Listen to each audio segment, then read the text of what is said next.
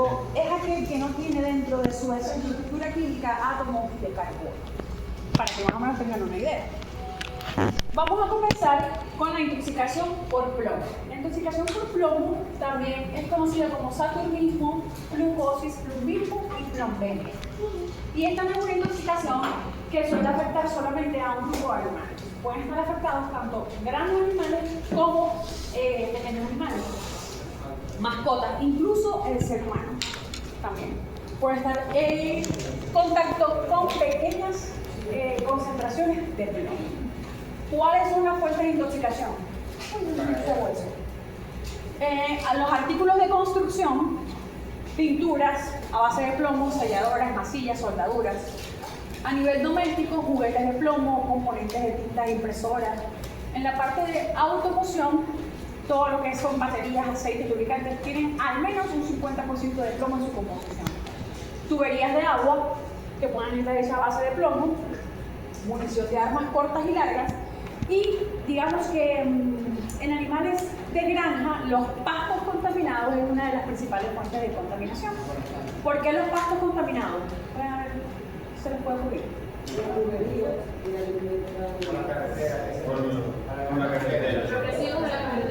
Exactamente. Como se puede ver aquí, obviamente están mucho más expuestos los pastos que están cerca, obviamente, de esas carreteras en donde hay restos de lubricantes y aceites, de combustible que por acción, no sé, de la lluvia, vamos a suponer que es la lluvia, percolen esas sustancias hacia el pasto. Entonces, el pasto contaminado es una de las fuentes más importantes en animales de granja. Okay. Cuando hablamos de intoxicación por plomo, puede producirse una intoxicación aguda o una intoxicación crónica. Yo no les he comentado. Pero la intoxicación aguda, ¿de quiénes son esas botas? Mía. Mía. ¿De quién? No, hombre. Y la crónica. La diferencia entre una y otra. ¿Yo mencioné? Ajá, ¿qué dijo el profe? ¿Cuál es la diferencia entre una y otra? La una es el tiempo. ¿Y qué más? De horas, semanas, incluso de meses. Y la crónica. De 3 meses en adelante. Exactamente. La aguda, yo diría que la aguda es cuestión de una exposición muy alta a altas cantidades de tóxicos y la manifestación de los signos o de los síntomas es en un periodo de menor de 24 horas. Hay intoxicaciones subagudas que pueden manifestarse en días, semanas. Y la intoxicación crónica, allí yo estoy expuesto por un periodo muy largo de tiempo a pequeñas cantidades de tóxicos. Entonces hay dos diferencias, la cantidad de tóxico y el tiempo de exposición. Entonces, las intoxicaciones agudas por plomo es muy raro verlas, porque tendrá que ingerirse una cantidad muy grande de plomo para que se pueda producir intoxicación aguda. Por lo general, cuando se han presentado, se presentan siempre en animales jóvenes, porque el plomo tiene una particularidad que él es muy parecido, tanto en tamaño como en cargas, al calcio, y necesita de las proteínas transportadoras del calcio para poder ser absorbido.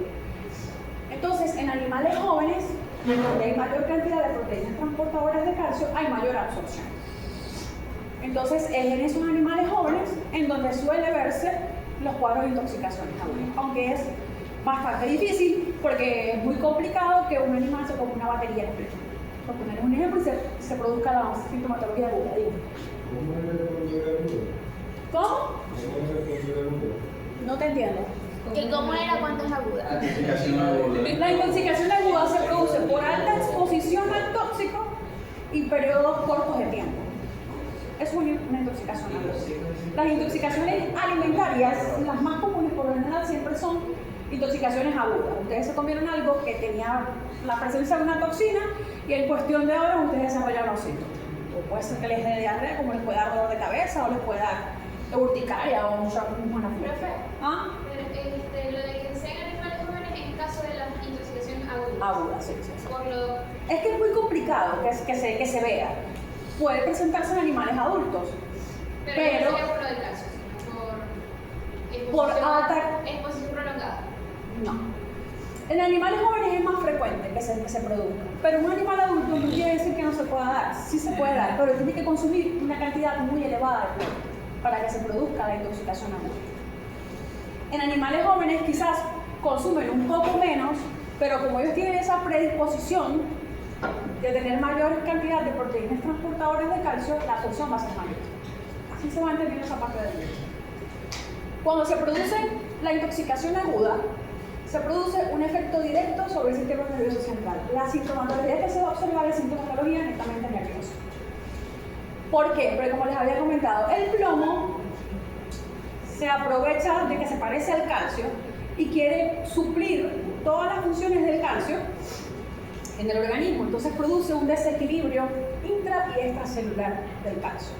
Recuerden que el calcio es el interruptor para la liberación de una cantidad enorme de neurotransmisores. Además de esto, se deteriora la integridad de la barrera hematocefálica. Usted sabe que la barrera hematocefálica es una protección del torrente circulatorio hacia el sistema nervioso central, hacia el encéfalo. Al deteriorarla esa integridad, hay mayor paso de líquidos al cerebro y se produce lo que es un edema cerebral. Esta integridad es mucho menor en animales jóvenes, entonces también es una predisposición. Y la literatura refleja que cuando se produce ese edema cerebral, los animales con la cabeza se dan golpes en las paredes, en la superficie, tratando de aliviar la presión que tienen por ese edema. Ellos también, por esta interferencia entre el equilibrio intracelular, inhiben la liberación de GABA. Además, a nivel de mitocondrias, ellos producen alteración enzimática, no se produce ATP, y además de esto produce oxidación de las membranas celulares. Entonces, es bastante crítico el cuadro por intoxicación aguda. ¿Qué es lo más común? Ver intoxicaciones crónicas. Y cuando se habla de intoxicaciones crónicas es porque el animal ha estado expuesto a pequeñas cantidades por un periodo muy largo de tiempo. Es decir, puede ser que consumiendo ese pasto que está cerca de las carreteras, él esté exponiéndose a muy pequeñas cantidades, pero tiene mucho tiempo consumiendo y alimentándose de esa zona. ¿Qué produce una intoxicación crónica? Básicamente se ve en los animales anemia, porque afecta la síntesis de hemoglobina. Además de producir anemia en los animales, se produce retraso en el crecimiento, infertilidad, insuficiencia renal crónica. Este es el cuadro más común, una intoxicación por plomo, incluso en humanos. Ahí estuve leyendo hace como 2 semanas estudios en donde están desarrollando cepas de lactobacillus que puedan unirse al plomo y al cadmio para evitar que nosotros cuando los ingiramos a través de las verduras, del agua, en fin, puedan ser absorbidos. Es un plus utilizar bacterias para eso, como probióticos y prebióticos. ¿Cuáles son las vías de entrada de la intoxicación por plomo? Puede ser a través de la vía digestiva o a través de la vía respiratoria. El plomo básicamente se distribuye en el organismo a través de los glóbulos rojos, tiende a acumularse en cerebro, hígado, riñón, y una particularidad es que se acumula en hueso, porque tiene afinidad por las proteínas transportadoras de calcio. Es por eso que el tratamiento de la intoxicación por plomo no es como una primera línea o se considera en animales de producción.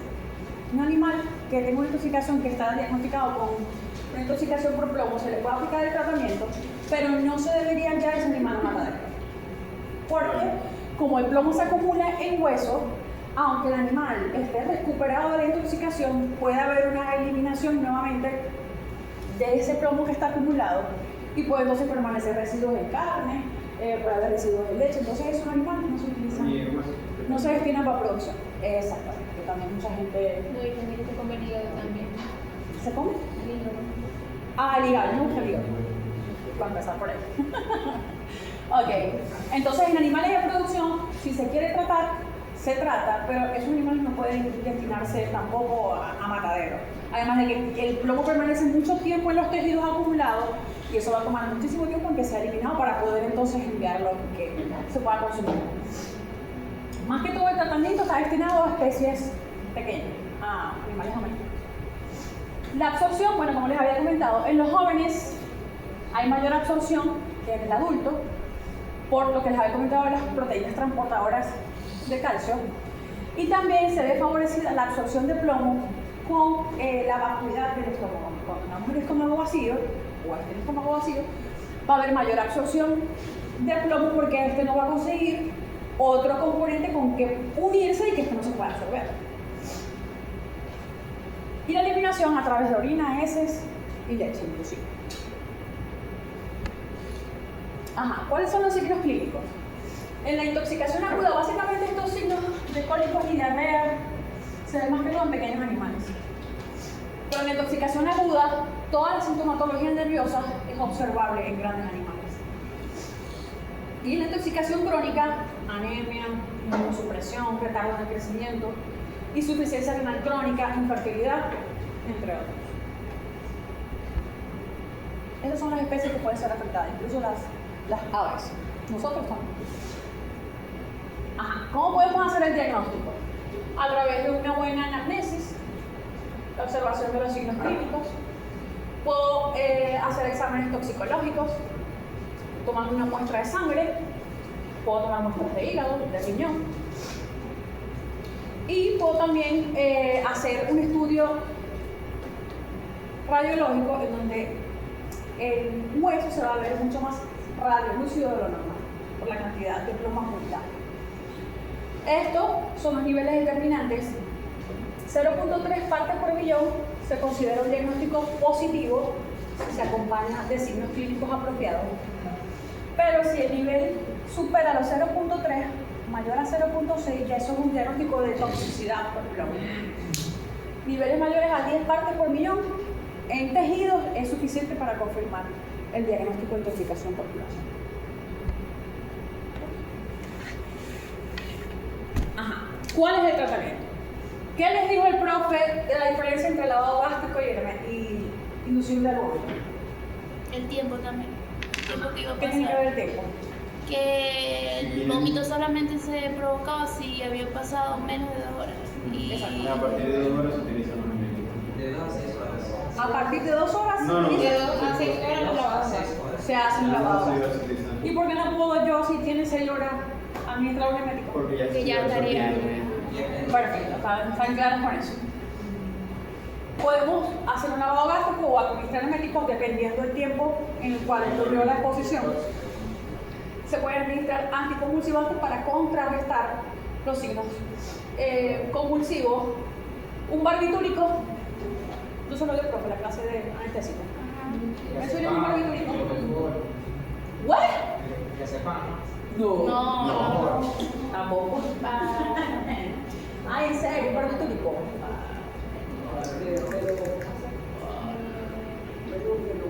Eso es No verdad. barbitar. Y un tranquilizante, me lo mencionaste, pero más Ya sepa, que tiene propiedades anticonvulsivas, exactamente. Ajá. El tratamiento clave aquí es la terapia de quelación. ¿Saben qué es quelación? producir la precipitación. Ajá, formación de quelato. Exacto. Yo voy a administrar un compuesto que se una con el plomo y así el plomo se deje de absorber y se deje de producir la intoxicación.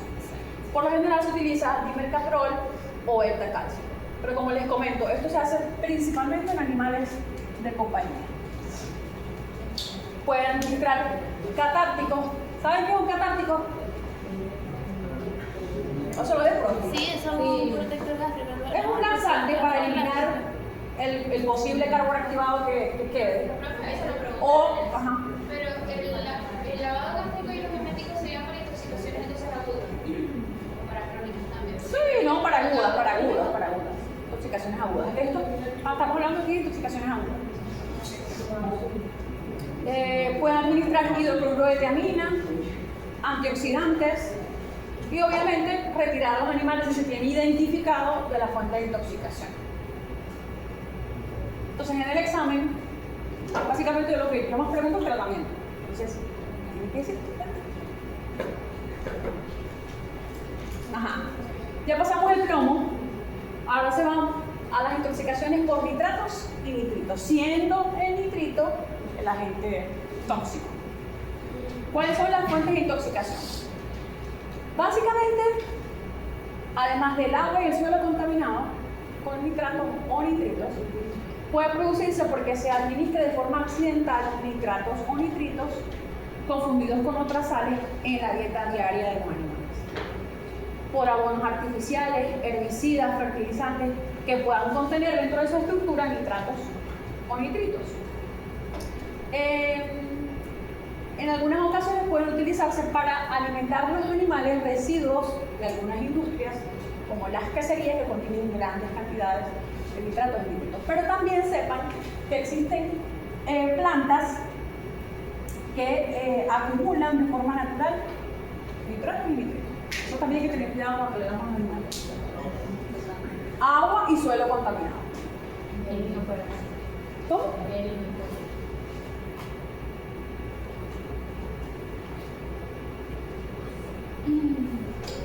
¿En serio? ¿En serio? Cuidado ahí. ¡Ay! ¡Aquí!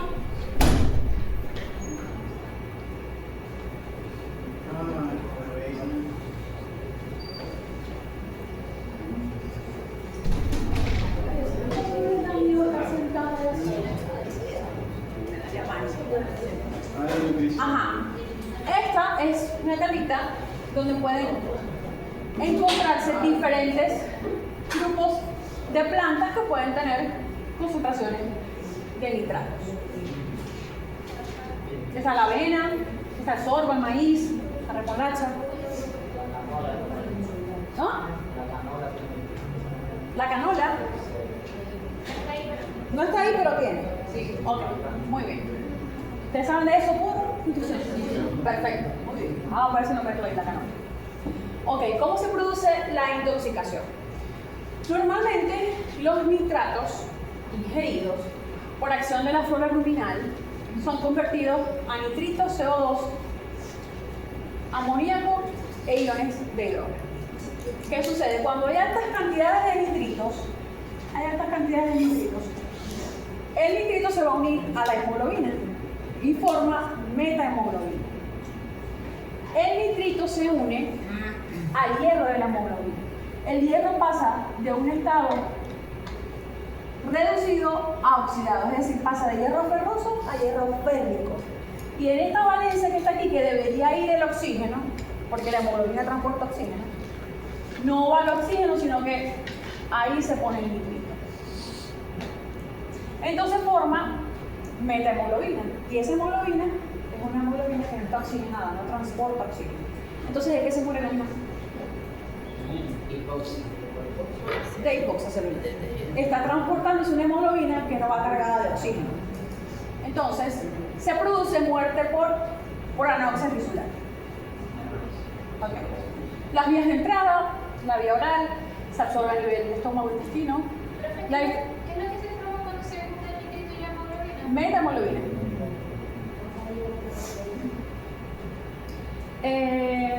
Se distribuye en plasma, uniéndose al grupo hemo de los glóbulos rojos, y la eliminación, orina, saliva, leche. Ajá. Hay una característica particular de la intoxicación por nitrito, y es que las mucosas se ven, la sangre, se ve de un color achocolatado.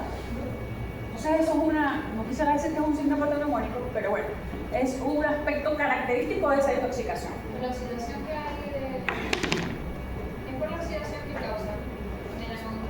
Sí, porque no se transporta oxígeno.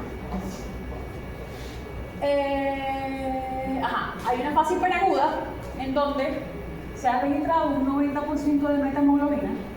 Los animales aparecen muertos sin síntomas. La sangre se ve de un color achocolatado. Y puede haber hiperemia en mucosas. Hay una fase aguda en donde hay cierta sintomatología nerviosa, dificultad respiratoria, disnea, timpanismo, cialorrea.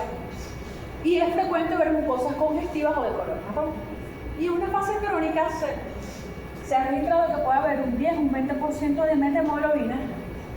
Hay letargia, depresión, las mucosas se ven oscuras, retraso en el crecimiento y retraso en la producción de leche, o reducción de la producción de leche. Lo característico es que la sangre y algunas mucosas pueden verse de un color achocolatado. Aquí hicieron un estudio, por esta clase dada el profesor Melillo, y él colocó aquí un estudio que hicieron en donde a la vaca le estaban administrando nitritos, y qué es lo que hacían, que al pasar del tiempo, a medida que ellos les iban administrando mayor concentración de nitritos, se iba formando más metahemoglobina. Entonces ellos iban viendo, tomándole fotos a las mucosas, a ver cómo iba cambiando la coloración. Entonces aquí había un 3% de metahemoglobina, un 22% de metahemoglobina, 40, 60 y un 74% de metahemoglobina, y miren cómo cambia el color de la mucosa. O sea, es algo característico de esa intoxicación. ¿Cómo se puede hacer el diagnóstico? A través de la anamnesis. Yo no sé si el profe les dijo que cuando se sospechan de casos de intoxicación, la anamnesis es súper importante. Es muy, muy importante para poder tener idea de lo que pudo haber ingerido el animal, sobre la sintomatología, el cómo, el cuándo, por qué, la cantidad, todo. Entonces, siempre para el diagnóstico de intoxicación es importante la anamnesis, la observación de los signos clínicos, de poder determinar las concentraciones de metahemoglobina en sangre, pueden determinar nitratos o nitritos en muestras de plasma o líquido ocular, y resultados mayor a 20 partes por millón y 0.5, 20 partes por millón en plasma y 0.5 en líquido ocular, indican que ha habido exposición excesiva a nitritos. ¿Cuál es el tratamiento? Lo más fácil de hacer. Azul del metileno. Azul del metileno porque es un leucorreductor y él va a convertir esa metahemoglobina en hemoglobina, va a desplazar ese nitrito de 2 o 4% a 1 o 2%. Y estas son las dosis. Intravenoso lento cada 8 horas. Puede administrar fluidoterapia, ácido ascórbico, vía intravenosa para reducir también la metahemoglobina a hemoglobina, y oxigenoterapia. La oxigenoterapia, ¿por qué? Por la hemoglobina. El azúcar tiene un Reductor. La oxigenoterapia, ¿por qué? Por la falta de oxígeno. Exactamente. Ajá. Ahora vamos con la intoxicación por urea. ¿Cuáles son las fuentes de intoxicación? Bueno, la urea es la principal fuente de nitrógeno no proteico en las dietas. Es incorporada en mezclas alimenticias, bloques multinutricionales, e incluso se mezcla con melaza para ser administrada a los animales. Cuando la utilizan como parte de la dieta no debe superar el 3% de la ración. Entonces yo asumo que de forma accidental se supera este porcentaje. Entonces se producen las intoxicaciones. A mí el año pasado me llamó un productor porque él quería saber dónde se podían enviar sus muestras, porque él sospechaba de que el vecino le había intoxicado a su animal. Y él juraba y juraba que era con urea. Pero del mundo. Pero te dio chance de hacer una necropsia, de tomarle muestras de manera, no me dio chance de nada, yo lo que tengo un pedacito de hígado. Yo, pero es que nada, no puedes tomar muestras de sangre, nada. No le dio chance de nada. De ahí lo importante es saber qué tipo de muestras se pueden tomar. Entonces es que yo quiero saber si es por urea o no es por urea, porque yo quiero, no sé, pelearle, ponerle a la policía porque me mató, no sé, 20, 30 animales. Entonces allí como que, porque imagínate, el hígado tenía un pedacitico congelado. Se puede procesar, el hígado se puede procesar y se puede determinar la presencia o no de urea en tejido, pero aquí en la facultad eso no se hace. No sé, en agronomía. Le dije que fuera a un laboratorio, que preguntara a un laboratorio en Caracas, en la Facultad de Veterinaria de Caracas, la Universidad Central, a ver si allí le podían resolver el problema. Pero he estado seguro que el vecino le había intoxicado a sus animales. Entonces, ¿qué pasa con la urea? Normalmente, la urea, cuando es administrada en porcentajes normales, es convertida en amoníaco y el CO2, por la acción de la ureasa, que es una enzima que se encarga de transformar la urea en amoníaco y el CO2. Eso pasa normalmente. El amoníaco es un compuesto volátil, un compuesto tóxico que se absorbe rápidamente en las paredes del riñón. Entonces yo necesito que ese compuesto tóxico pase a un compuesto no tóxico. Entonces, en condiciones normales, ese amoníaco que se produce se une a un hidrogenión y forma amonio. Y el amonio es un compuesto que no es tóxico y no es volátil.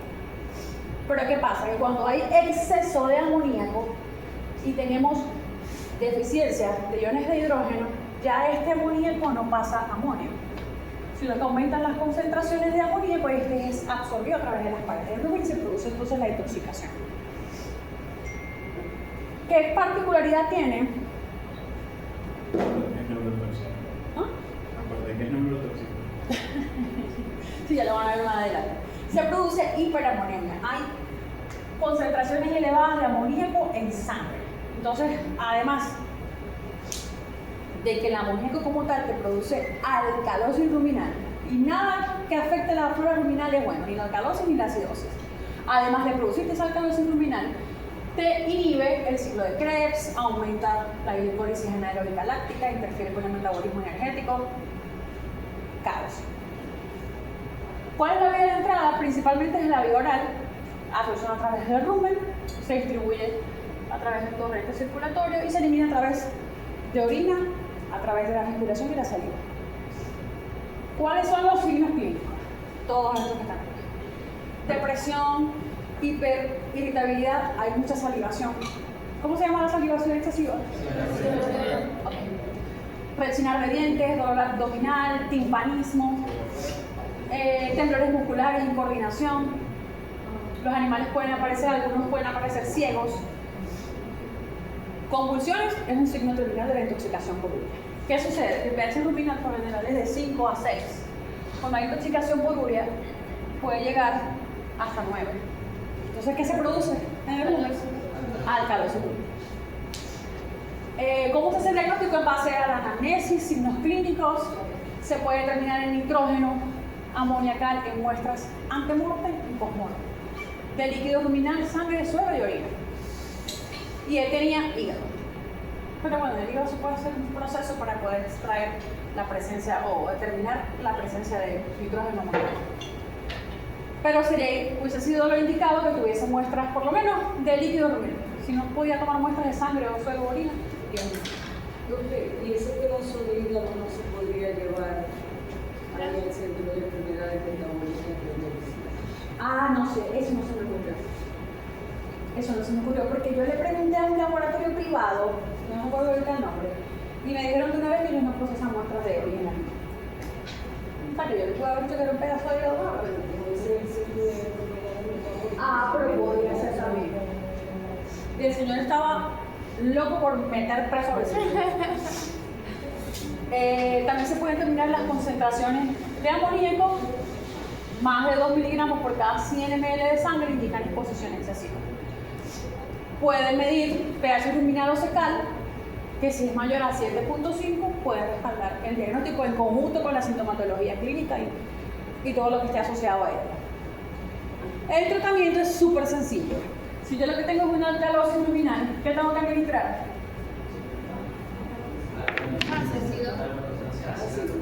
Algo que me acidifique. Entonces se puede administrar agua fría y ácido acético. ¿Por qué agua fría? Porque el agua fría disminuye la tasa de conversión de la ureasa, de la enzima que se encarga de transformar la urea a amoníaco. Entonces disminuimos la acción de esa enzima, vamos a disminuir también las cantidades de amoníaco que se está produciendo. Y por otro lado, puedo administrar ácido acético al 5% a través de sonda gástrica. Esta es la cantidad en ovinos y de 2 a 8 litros en bovinos. Puedo administrar líquidos intravenosos para aumentar el flujo urinario adecuado y favorecer también a la eliminación del tóxico. Soluciones de gluconato de calcio y magnesio, barbitúrico, ¿cómo? Acaban de decir hace ratito.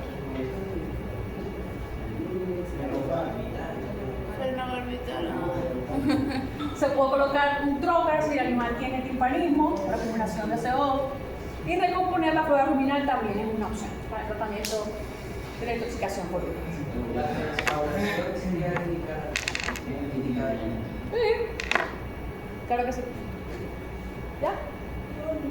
Ya se pueden ir relajados que ya terminó. ¿Ya? Ay, no sean así, que me hacen sentir mal. Café.